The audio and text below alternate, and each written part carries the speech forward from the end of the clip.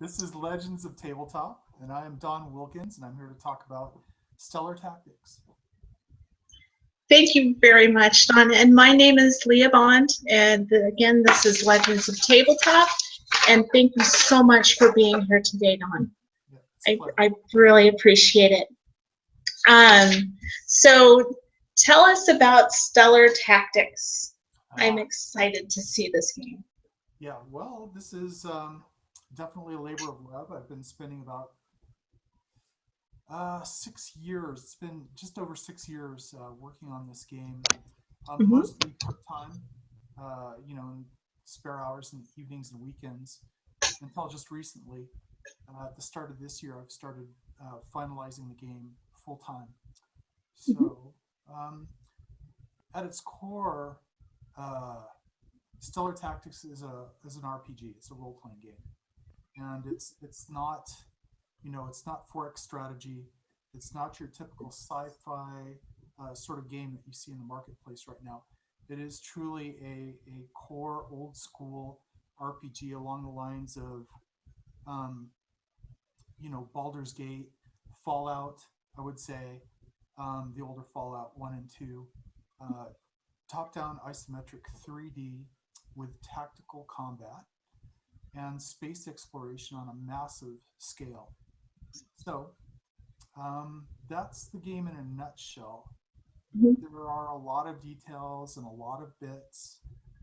Um, I can talk about a lot of the various systems, um, but in general, I think really understanding that it is very close to a mix of the original Fallouts and sort of Baldur's Gate in space gives you kind of an idea with exploration, trading, some space elements where you mine asteroid belts and sell things, and you can trade goods across hundreds of thousands of different star systems.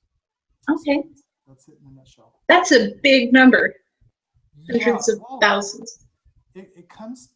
So the deal is that, and this is both a good and a bad thing according to certain people. Everybody has opinions on the concept of procedural uh, content. Um, but I think what I can say is that the entire uh, system, the area of the galaxy that you're playing in, is definitely procedurally generated, in the sense that when you start a brand new game, it basically builds the universe for you.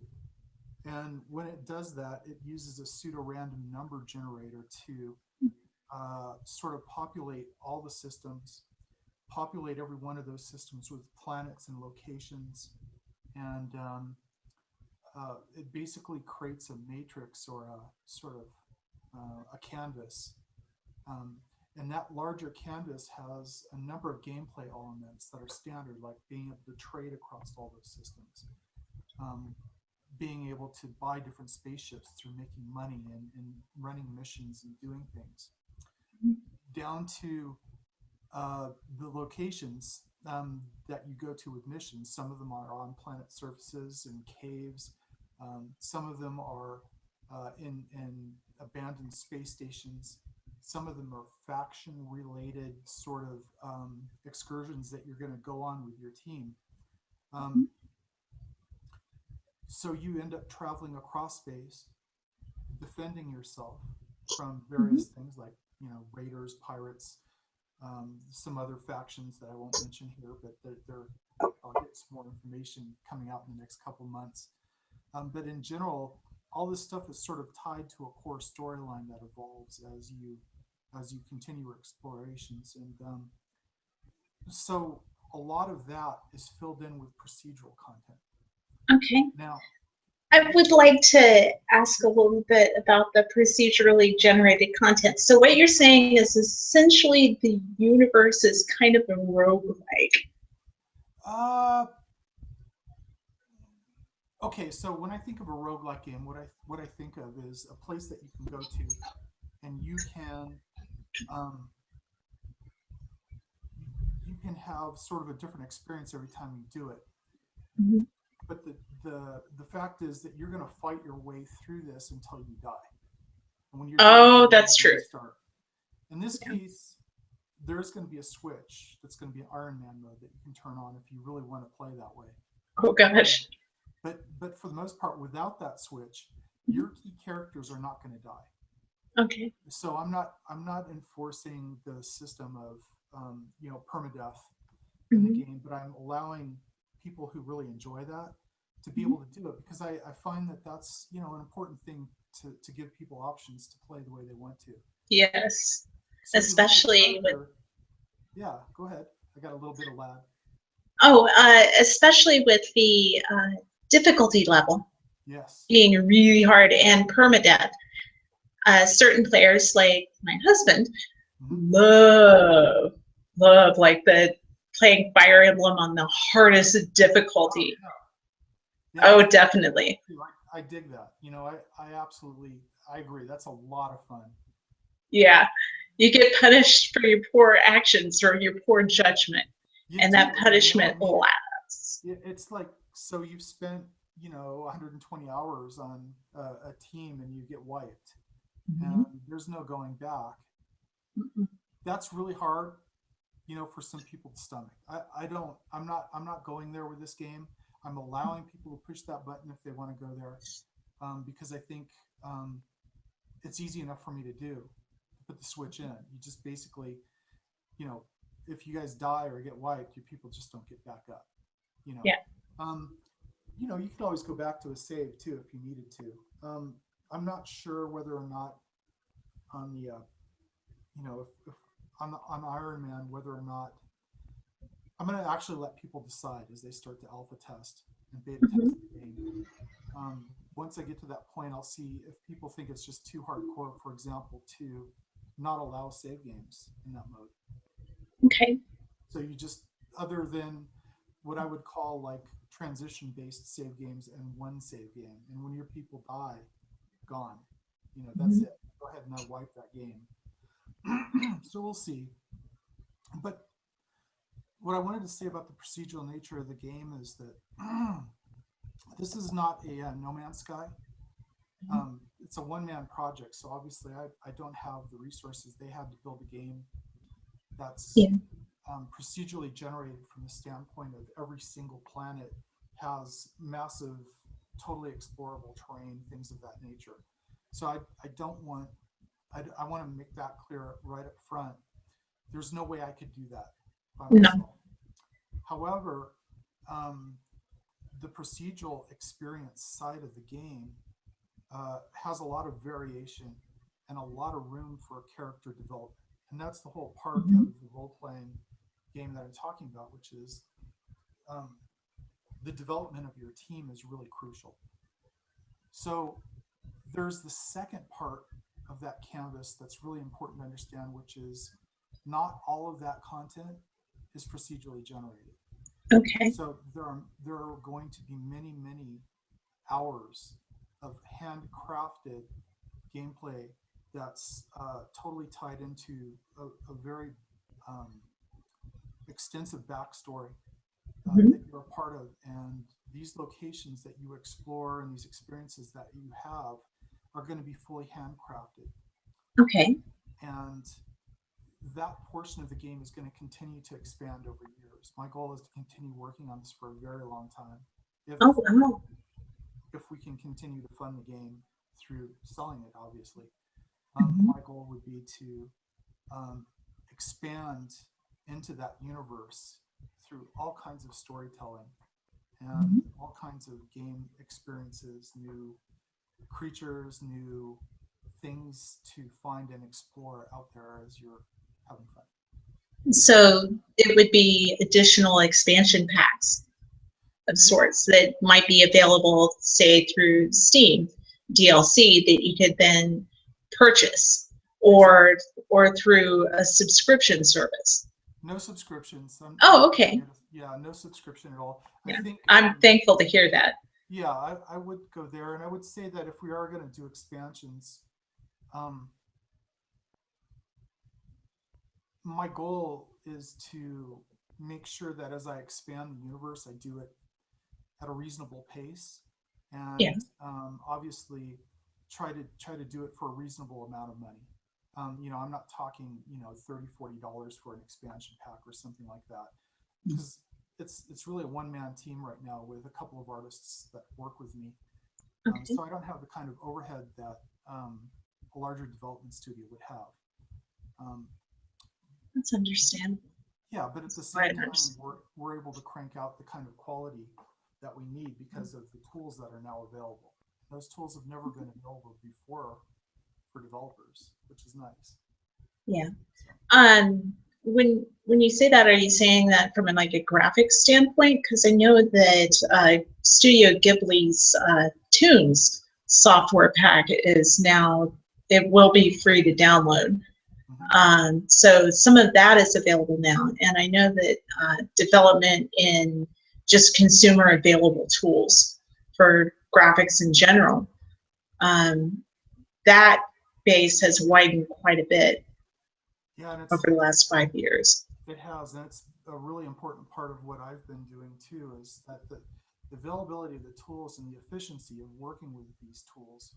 Mhm. Um, even having access to Maya as an indie developer, being able Yeah. to work with some of their indie tools has been really helpful. Like, for example, just rigging characters. If Oh, you're using okay. Maya and you're rigging in Maya, it's highly efficient to Okay. to do things like that. You can rig models in what would be a 2 or 3 day job, you know, 7 to 10 years ago is now a Yeah. 20-minute job. You can just, you know, put See, together I've never worked in Maya. I've worked in Ruby, but that's about it. Sure. Yeah. I mean, So, all these tools are getting more efficient. I mean, things like, for example, generating textures, modeling characters, all of these things, there are now tools out there that are available to indie developers at a reasonable price that really help you um, generate, reasonable to high quality resources for the game yeah. at a price that makes sense. So, uh, Oh gosh, classless progression. Tell me about classless progression of your characters. well, one of the things that I enjoy about RPGs, or the RPGs that I like best, are the ones where um, I can develop a character through using their skill set. Mhm. Um, Not to say that I don't enjoy games that have set classes, but I tend to gravitate towards multi-classing and things of that nature in role-playing games because I think it gives you more flexibility. If you're locked into one set, I end up kind of like getting really ADHD about it. I end up playing a character for a while and going, "Gosh, but I can't do that," Yeah. and then that character kind of sits off to the side, and I end up creating another character, and then that character can't do that, and so after a Mhm. while, it's just I've got a bunch of characters sitting on the sidelines and I'm not satisfied. Yeah. So,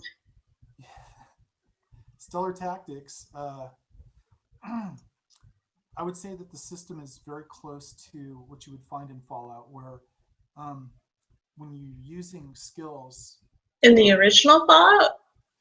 I'd say closer to Fallout 3, Fallout, Okay.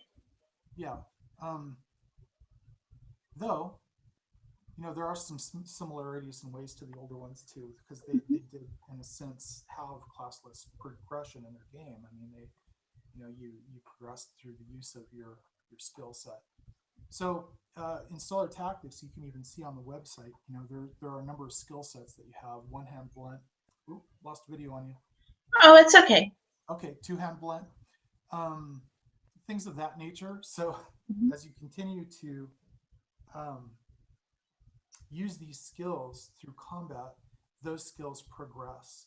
And as they progress, you unlock perks or skills that allow you to customize your character in different ways. Um, and the system basically, because the game is so massive, and because you can continue playing for such a long time, there is the Yes. ability to allow any one of those skills to roll over and for you to take bonuses on several of the perks. Okay. And what happens is once you reach 100, you have a chance to reset that skill, choose a couple of perk bonuses, and then restart it from the beginning again and progress to the skill of 100. Um, Okay. So what that allows you to do is you can really focus on characters that are very good with hand-to-hand combat, which is a lot of fun in the game. Yes. Basically, a melee, like almost like a monk character, or sort of a pugilist, as an example.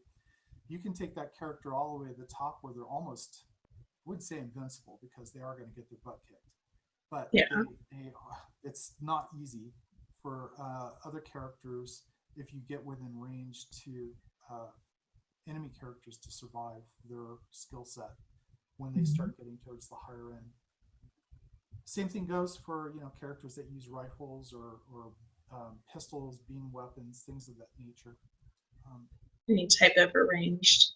yeah, exactly. So and then there are melee skills, just like Mhm. you would find in a traditional RPG. One hand blunt, two hand blunt, things of that nature. Um, Okay. Speaking of RPGs, would there be flanking bonuses? there are actually flanking bonuses in the game. Yeah. Oh my goodness. So yeah. So if you attack a character from behind, depending melee gets a high bonus. Okay. Hand to hand gets a very high crit chance.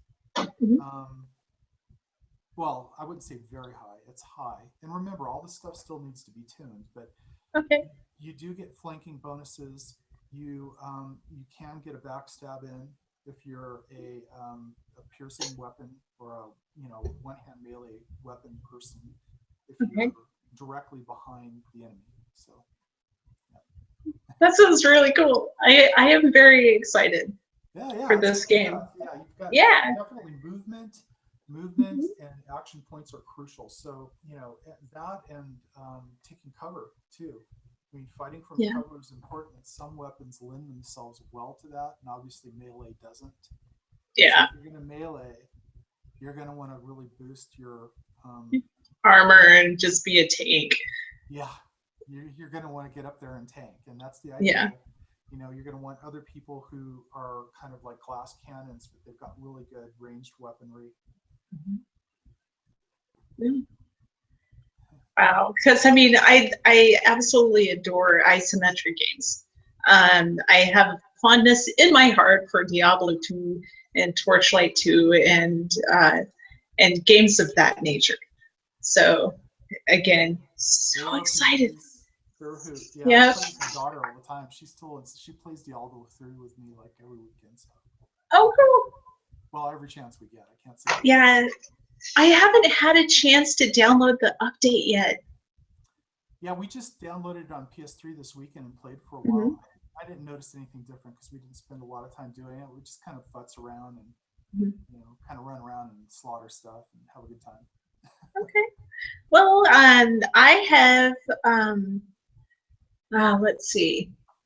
I tried to vet the indie developer gaming community um, to see if anyone had any questions for you. And Dan Muir from England asks, compared to the 90s, what are the biggest impacts to the development process that you have witnessed Hmm. over the Development last? process.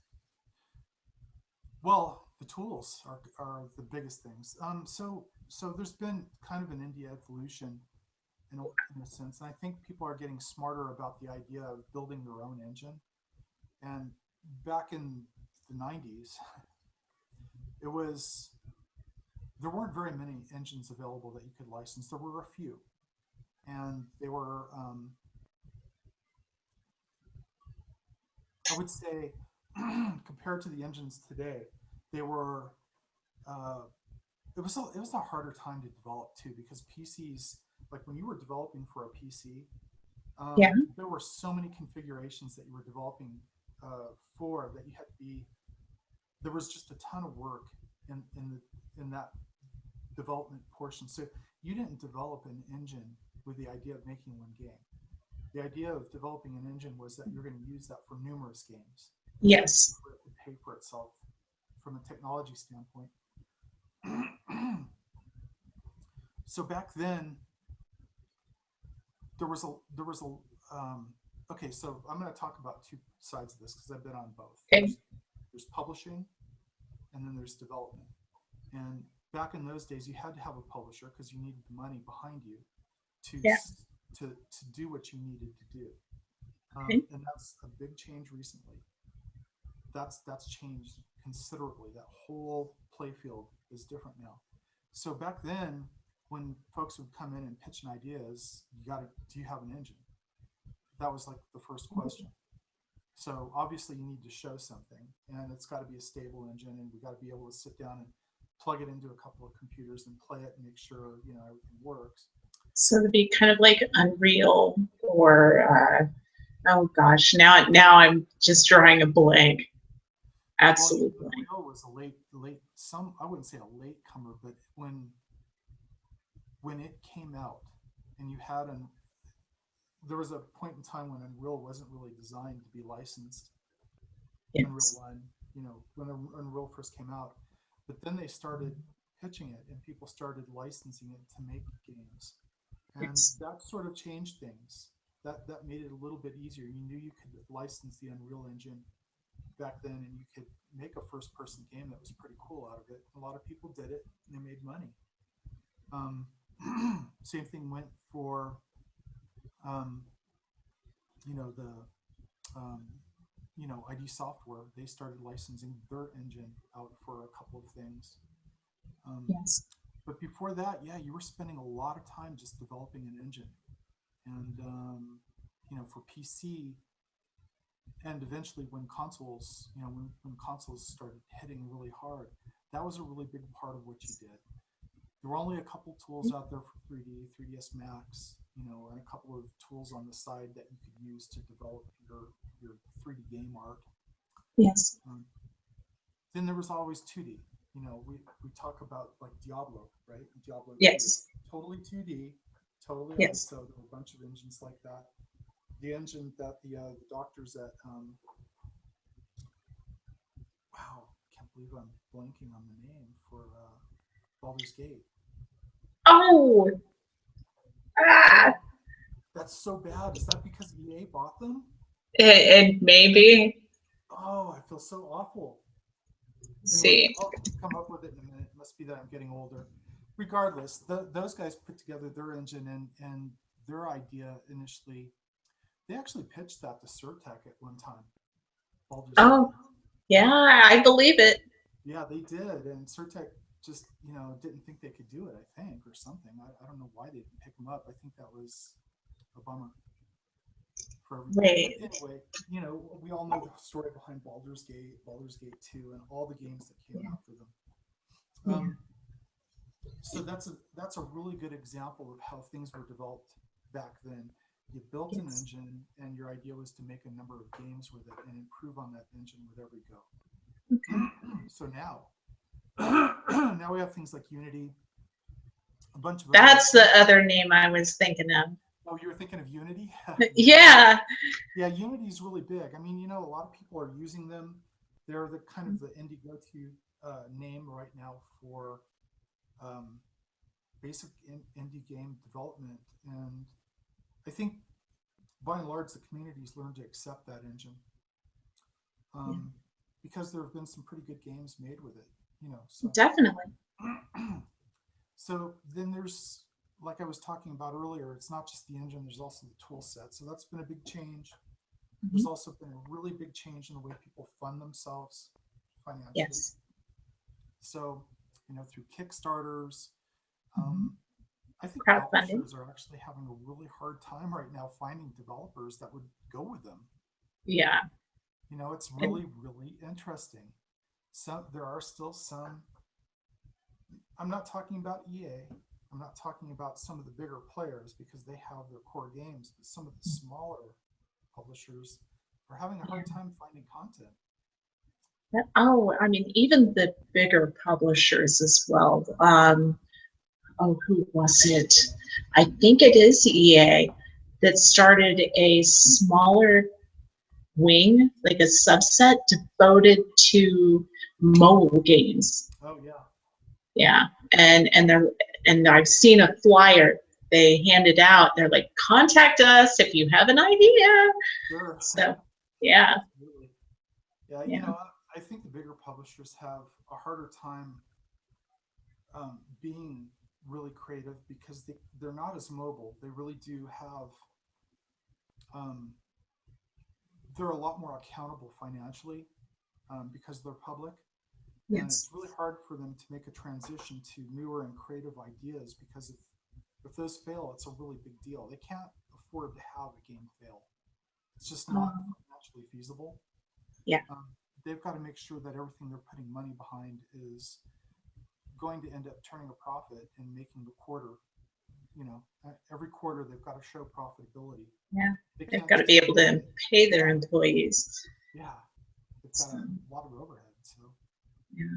But see, with development like this model, what you've adopted here, uh, completely independent, you're responsible, for the content quality, for the amount of it, and this is a big responsibility put on your shoulders because you've got to keep the lights on. yeah, it's true. And there's quite a bit of stress. It's like starting a small business, Yes. and I kind of draw a parallel between authoring a book and authoring a game like this as an individual. Yes. And this is just super complicated. It really is. There's a lot of pieces that you've got to learn. You've got to understand how the 3D geometry works. You've got to understand, um, how your engine works. You've got to be able to build scripting tools. You've got the business side that you've got to worry about, the finances. How you're going to keep the lights on Yeah. and continue doing what you're going to do. And yeah, Yes. there's just a lot to it. So Yeah. DC superheroes. DC superheroes. Yeah. Um, I heard about an Aquaman title. Speaking of Oh, keeping lights on, you have to um, bring Aquaman up. I had to. I'm sorry. Tell me about it. Tell me about that. All right, If you care to. If you don't want to talk about it, I understand. so here's the deal. My daughter is a huge comic fan. Mhm. She loves comic books, but that's one thing the two of us don't talk about is Aquaman. We can talk about everything else, but not Aquaman. So here's the Oh deal. my. I was working for a great little company called Lucky Chicken Games down in Santa Monica. Uh, some really great people there. We had a Mhm. lot of fun working on Aquaman, doing a couple other things at the same time. You know, um, that game had some real challenges from the standpoint of trying to get a character to be interesting and moving through a liquid environment and doing the Oh, sort of things that Aquaman does. yeah. However, I have to say I was the producer, so I have to take full responsibility. Um, we had we had a date and we had pressure that it had to be done by, and there were some things that I actually really enjoyed about the game. I actually had Mhm. a lot of fun with some of the fighting. You know, we did a lot of work on the fighting mechanics, but in Yeah. the end, people just didn't like it. And Oh, I know, and the deal is that when you work on something that's DC, or you work on yes. something that's got um, a pedigree like that, you have to Yes. have enough time. You've got to have enough money, and you really, really have to make sure that you're building something that everybody just really likes. Yes. And in the end, we I don't. I'm sad to say this, and this is no knock on the people who worked on the game because they were all great guys. But as a team, I don't think we nailed that one completely. No. Okay. Well, um, now I did not bring that up from my own experience, I must Okay. say. So, um, Aquaman is definitely like if I was going to talk about the least favorite game that I worked on, I had a lot of fun working on it, but from the standpoint of just how everybody received it, it was. now would it simply have been an issue of spending more time? I think Because really. you have that triune of time, money, and quality. And then the best things are where they intersect. So, I mean, if you didn't have time, you had money and quality, it might not be the best. Well, So, a I couple of mean, things.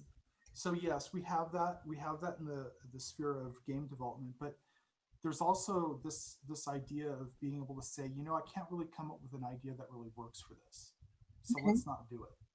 Ah, So one of the things that I think that's really important is just cutting things that don't work as you're okay. trying to build something. You can have a grand idea Yeah. and you can work towards it, but once you start realizing that something's not working, you've got to make some decisions.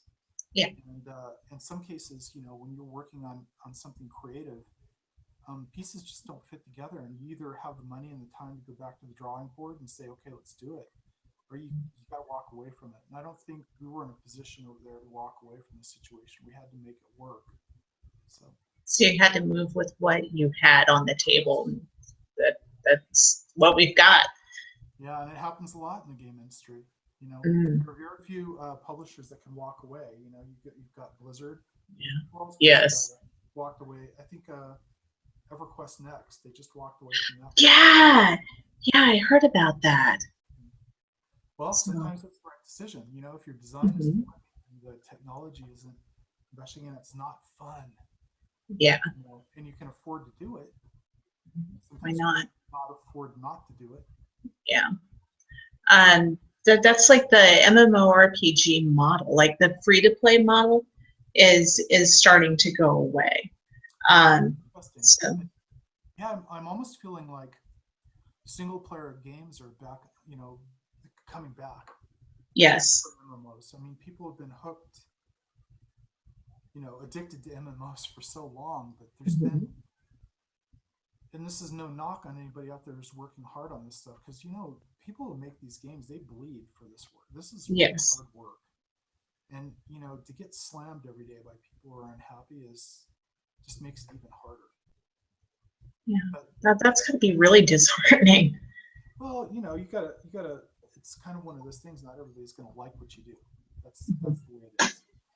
And yeah, it is. It can be disheartening for people, but you know, it's been really hard to see anything super innovative in that marketplace for quite a while.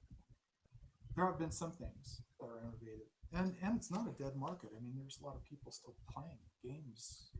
A lot of them still playing games. Yes. So Yes, they are. yeah.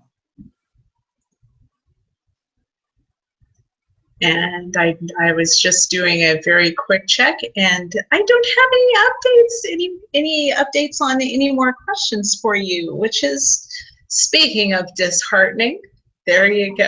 I've just been It's waiting just a for little bit. But yeah, Underworld, Eternal War for the PS2. Why oh, did that not get released in the US? yeah, that's a good question. So I left. We were working on that before I transitioned from sort of the LA area back into the San Francisco Bay Area. Yeah. Um, that one, you know, I'm not sure how that worked out. You know, Jamie showed that to a number of people. Jamie Otterly was the guy who ran Lucky Chicken. That was his business. Okay. And you know, when I was leaving, there were a couple of leads to get that published. So I'm not sure what happened in the end with that one. It saw a European release. It did see European, but it did not see US. Huh. Yep. Interesting. I didn't really track it through the end to find out what happened. I believe that was the Wikipedia entry, I think. Is that what it said? That's what it said. It saw release Oh, in the United States. I wow. mean, it saw release in Europe, but it never saw release in the United States. Huh. Yeah, you know, that franchise is interesting too, because I think they've had what now, three? And they're Yeah, going on their fourth. yeah. So yeah, It's I like, don't know what's well, what about next generation video games for that? Oh well. well, But yeah, I don't know. movie titles to video games They, sometimes are okay. yeah, it's not. I mean, Batman. That's a really Yeah. big success. But I mean, you know, that's I wouldn't say that's really a transition from movie to video game as much as it is just DC. Like, you know, Arkham is just, that's a really fun game. Oh yeah. Yeah, people just love that game, and you know, that's a really well done action game. It had what I would consider, you know, some very solid backing, and you know, the right team behind it. And Yeah. sometimes that's what you need to really make a game like that excel. You've got to spend the time, you've got to spend the money, and so You've got to have the good idea to go. Oh man. And here I am consulting my little list. list. It's like, what did I ask? What did I not? What is Don done list? Yeah. But yeah, unfortunately, I do have memories of people talking about wizardry, but I have not. I have not played that game. How could I not have played that game? You know, I mean, Wizardry. So Wizardry 8 still plays, and it plays well. I mean, you've got to be kind of okay with the graphics. That's a fantastic game, and you know, I've got to hand it to Surtech Canada. They worked on that for years. Brenda Garno, well, it's not her. Brenda, you know, did a lot of the design work. There was Ian Curry and Linda Curry, and that whole team up there. They just poured a lot of lifeblood into that, and you can still feel it when you play that game. Yeah. Every one of the classes feels unique. There's just so much detail and so much to do, and it's a lot of fun. So you can still get it on Steam, I think, for like under $10. Oh wow! That. Like my husband, as soon as I get done with this. There you go. Yeah. Give it a shot. It's like, yeah. I will. So, what else have you done? What have I not touched on? Well, okay. So when I started, I was doing a lot of multimedia type work. You know, basically at the time there were a lot of multimedia. Boy, that's a really old buzzword, isn't it? Yes. I don't even use it anymore. But back then, we were converting a lot of Macintosh content to PC, which is really odd because they had a lot of Mac content.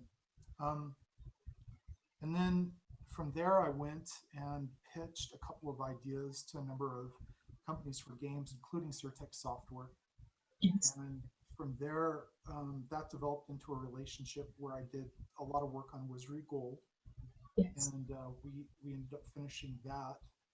And then I went to work for Surtech as their director of technology and did some work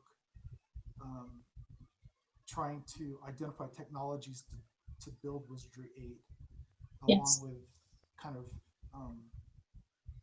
general producer work on a bunch of other titles, Fable, Virus, and things of that nature. Then, let's see, where'd I go? So if you work in the game industry at that time, it's really funny. It's like this bus everybody gets on. Yeah, so I've heard that. You get on the bus, and then you get off at the next stop, and you work for a couple of years, and you get back on the bus. Sometimes you see the same people. You do. A lot of the same people. Exactly. It's totally funny like that. But so from there, I went to a company called Engineering Animation in Salt Lake City. We were doing some work on sort of a Diablo inspired kind of Asian influenced samurai kind of thing, and we worked on that for a while, and that went under, never did get published, sadly. And then from there, let's see, where did I go? 3DO, and I worked on wait, are you talking like the console 3DO? No 3DO they dropped the console for a while and moved over to other consoles. So okay. Yeah, we did things for PlayStation, back then PlayStation 1, Nintendo. And my job was to produce Army-Men games, little green guys. Oh, like Return Fire and Sarge's Heroes, stuff like that. You worked on Return Fire or no? Return Fire. No. Okay. Sarge's Heroes. That's the one I worked on. Okay, excellent. Yeah. And that was a fun franchise. There's some really cool people that work there, some of which I'm just recently in touch with again. It's very funny. Good. So, and then from there to Sierra, where I worked on a couple of franchises, finished up Arcanum, which ended up being a great game. Yes. Did some work on Homeworld for a while. Did a little bit of work. I was kind of shepherding Lord of the Rings along for a little while until that transition took place. Yes. Worked on The Hobbit, which Yeah. was a game that turned out kind of nice, I hear. Yes, it did. Yeah.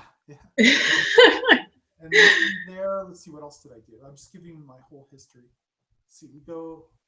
Then we went down into the LA area, and I worked for Lucky Chicken, which we talked about earlier. Yes. And then to a company called Secret Level. So you can see, like, I got on the bus and got off of the bus at a bunch of different places. Yeah. For a period of time. It's pretty typical.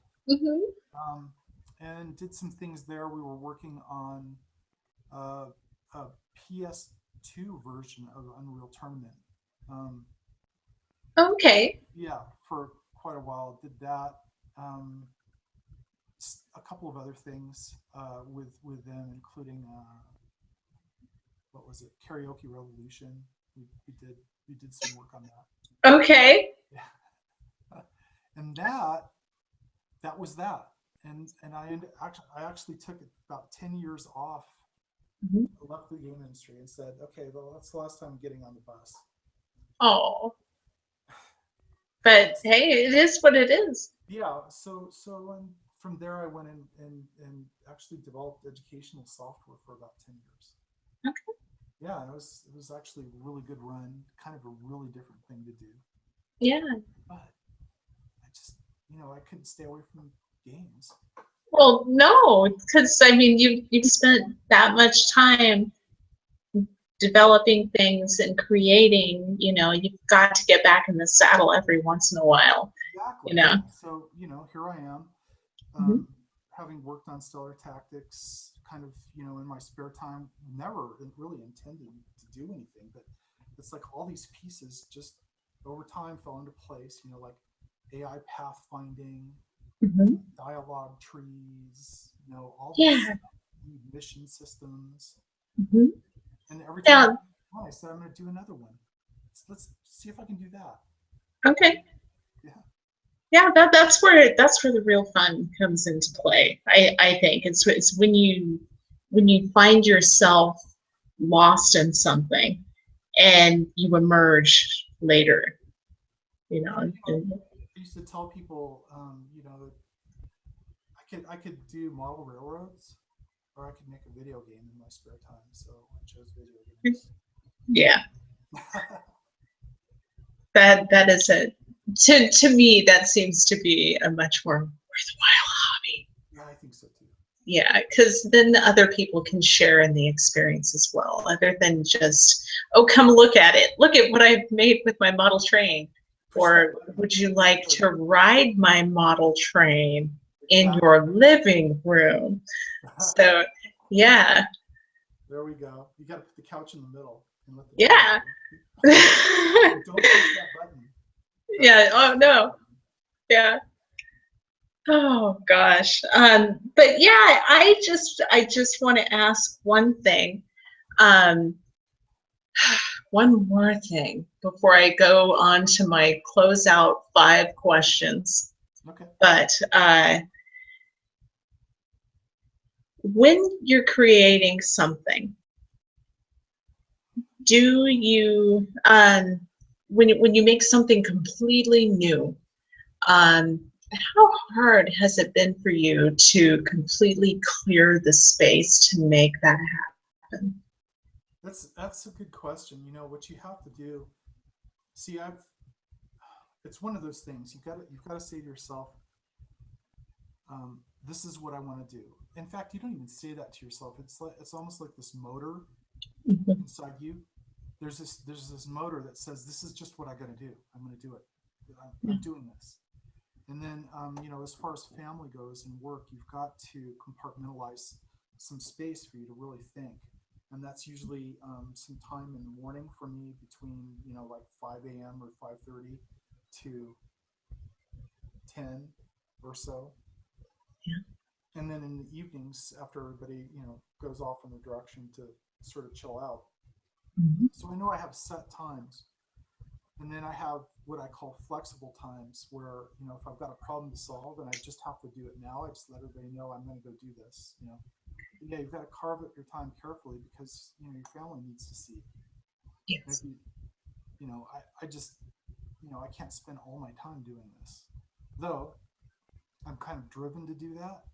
So there's Mhm. this big struggle between being driven because I want to get this done soon, Yeah. between um, spending too much time on this and balancing it with family. I guess I don't know if that answers your question, but No, it does. So you would say that being very diligent about scheduling your time to devote to this specific project versus yeah, time to spend with your family, time to devote to your other commitments as well. Would you say that would be an equal balance or no? uh, I would say in the beginning of doing this was just a couple hours a day at night. I just goof, and that went on for about 4 years, 5 years, and then after that, I started spending more time on the weekends. So yeah, I mean, as things start coming together and you start seeing something being built out of what you've done, you start going, well, this looks like it should be important. So let's go ahead and try to spend more time doing this, but not, sacrifice time that's important for the family. So, for me, it's 7 days a week. I'm always working on this, and what I'm what I try to do is just make sure that yeah, I share as much time with the family as possible. And honestly, um, there's times when I think I'm working too hard on this. I should back off. Yeah, 6 years so far, and long you time. just got your steam green light, Mm. and yeah. So when should we Ah, expect alpha or beta? this year, Okay. this year, this is the Okay. year that people are going to be able to play the game. So Okay. that's the deal. And it's fun as it is right now. What I'm doing is um, I'm plugging in story content. There are systems that still need to be built. Um, there's still a lot of work to do. So yeah, I've Okay. got tons of work, but yeah, I mean, I plug this thing in and try to give it an hour a day of just playing it, and then put it Okay. aside and work. You know, so Yeah. And with that, I'm going to start the last of the five the five to questions. close Okay, out. Yes. So all the right, classic Legends of Tabletop 5 questions. okay. Marvel or DC? Oh, Marvel. Sorry. Why? For anybody who's a DC fan. My Huh? daughter has this argument all the time. Uh-huh. Why? Because DC has Aquaman. Sorry. Okay.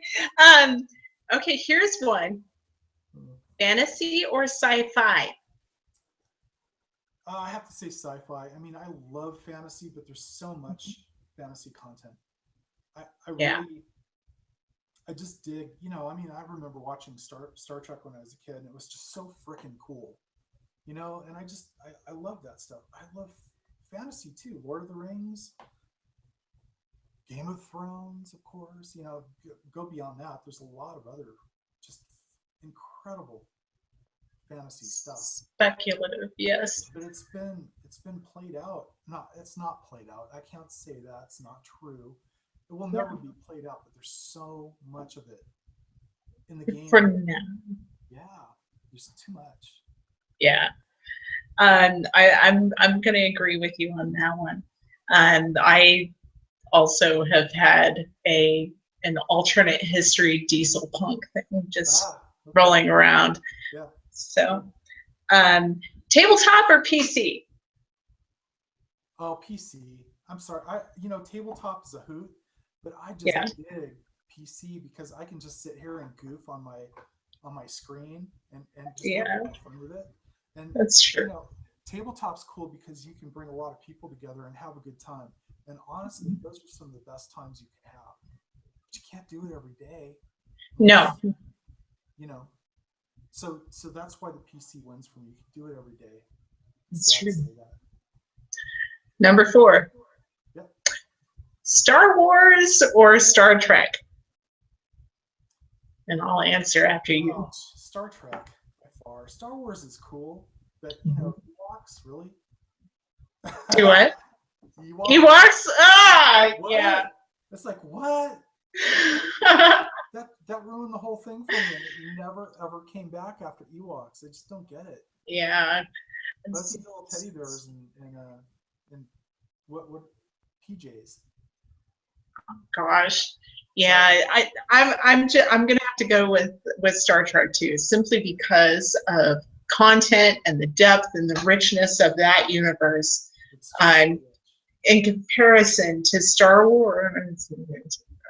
Star Wars is still cool though. So it is extremely cool as well. But the new movie I thought was a lot of fun. I mean, you know, and I took my daughter to Disneyland last year, and we stood in line. A bunch of people were apparently at some Star Wars thing, and we were in line and surrounded by people that just come from this place. None of them were dressed, which was weird, but they were just talking, and you could all tell they were all like, and they were just saying, "This Star Wars, I don't know." They were arguing about things, and it was just wow.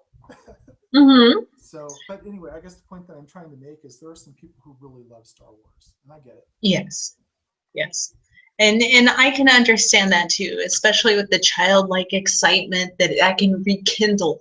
But I never in my life thought I would ever see Darth Vader as a Disney princess. Yeah, what? I know, but hey, he's a central figure in a Disney theme park. I know. You know, and so yeah, Disney princess. Yeah. Okay, but you know what though? Okay, so you've seen the show. Have you been there to see the show? No. Okay, it is so cool. So you go to this area and there's this round pit, this round sort of place where all the kids can sit and parents. And then out of the ground, Darth Vader just comes up. You know, so first they teach all your kids how to be Jedis. And then it goes into this skit where Darth Vader shows up and you've got to fight him. It's awesome. Kids just love it. They eat it up. It's so much fun. Okay. And to close out with question number 5. If you had one chance at a superhero power, what would it be? Wow. You know, that's a question I've never asked myself.